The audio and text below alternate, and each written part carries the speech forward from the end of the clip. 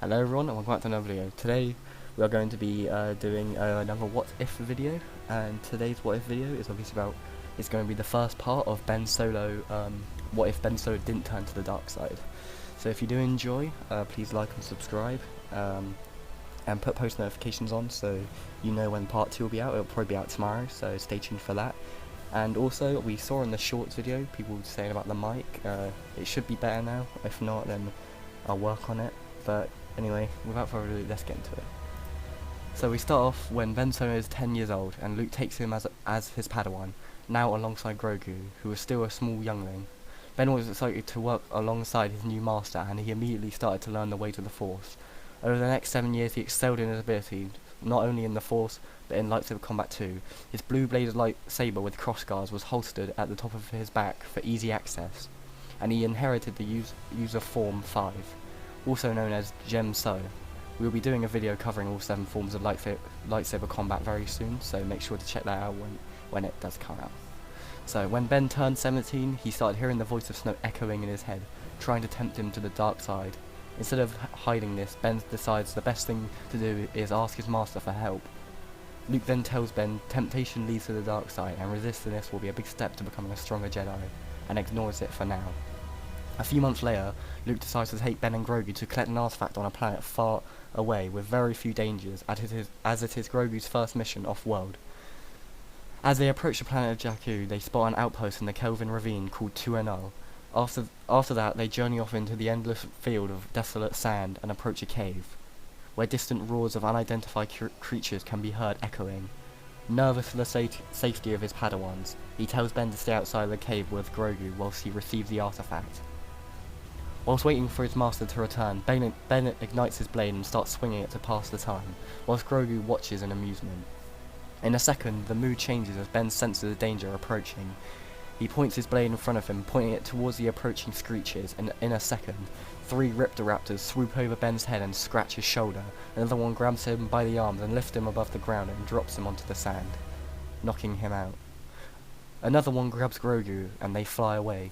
When Ben wakes up, he realizes that Grogu is missing, and he reaches out to his friend through the Force, and starts sprinting to the location of Grogu. Using the Force to speed up with every step, Ben comes across the nest of the deadly raptors he was attacked by before. As they notice him, he jumps and ignites his blue blade and slices the head from one of the deadly birds and slices one of the leathery wings from another, landing on the floor. He once again charges towards the nest and pulls a bird towards him through the Force and stabs them through the chest. The final Riptoraptor was much bigger than the others and was much stronger too.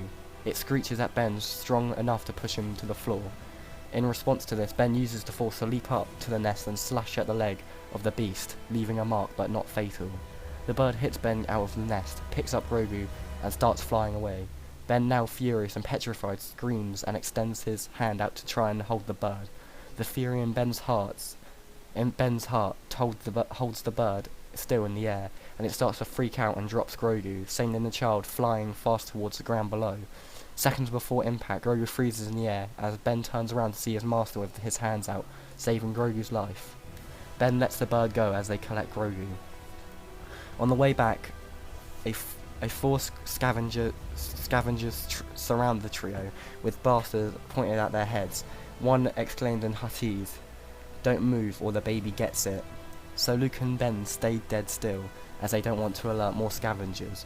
But they both grow concerned as a new presence quickly approaches them. Before they can think, all 4 of the scavengers are on the floor in pain. The 3 Jedi look up to see a girl with a long staff standing there confused. Ben recognizes her from a vision he had a while ago, but ignored. But now he felt a connection to her. Luke also recognized the fact that she was Force sensitive, but felt she was too old to be trained, so he gave her a large amount of credits for the trouble and left Jakku with the artifact and his 2 Padawans. The trio return to Luke's temple of Jin, and whilst in his chambers, Ben hears Snoke once more in his head saying, "Your master is foolish, he is holding you back."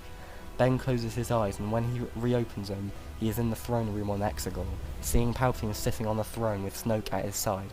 Side note, Snoke isn't a clone in this story, he is a separate character.